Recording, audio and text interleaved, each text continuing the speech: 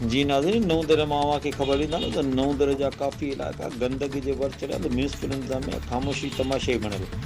बीमारियूं फैलजण जो ख़दशो, म्यूनिसिपल अमलो घणे भाङे वीज़ा ते वियल, अवाम परेशान। तफ़सील मूजिबि नऊं दर शहर जा अक्सर इलाइक़ा म्यूनिसिपल कमेटीअ जी बेध्यानी सबबि गंदगी जे वर चढ़ियल। म्यूनिसिपल कमेटी नऊं दर बाअसर माण्हुनि जे कुझु इलाइक़ा सफ़ाई करण खां पोइ ॿियनि महलनि खे मुसलसल नज़रअंदाज करे छॾियो। हर तरफ़ गंदगी जा ढेर मिलियल। ॼाण मूजिबि नऊं दर म्यूनिसिपल कमेटी एडमिनिस्ट्रेशन जो दर्जो हूंदे बि, जजी बजट हूंदे बि नऊं दर जी सफ़ाई करण खां क़ासिर। अध खां वधीक म्यूनिसिपल अमलो सियासी ऐं वीज़ा ते वियल।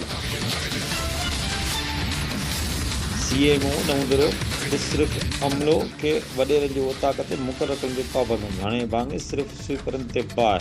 बाक़ी करप्शन करण सबबि हर रोज़ु नालियूं ओवरफ्लो थियण लॻियूं। नऊं दर शहर जूं घिटियूं गंदगी सां भरियल। CMO नऊं दर समेत अमलो तमाशाई बणियल।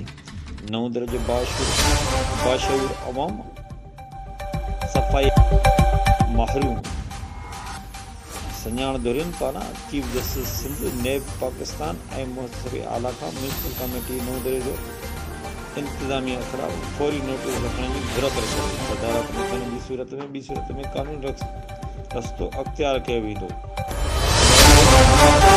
News channel Larkana. हक़नि जी हासिलात लाइ ॾिसंदा रहो मुंहिंजी सिंध न्यूज़ चैनल लाड़काणा।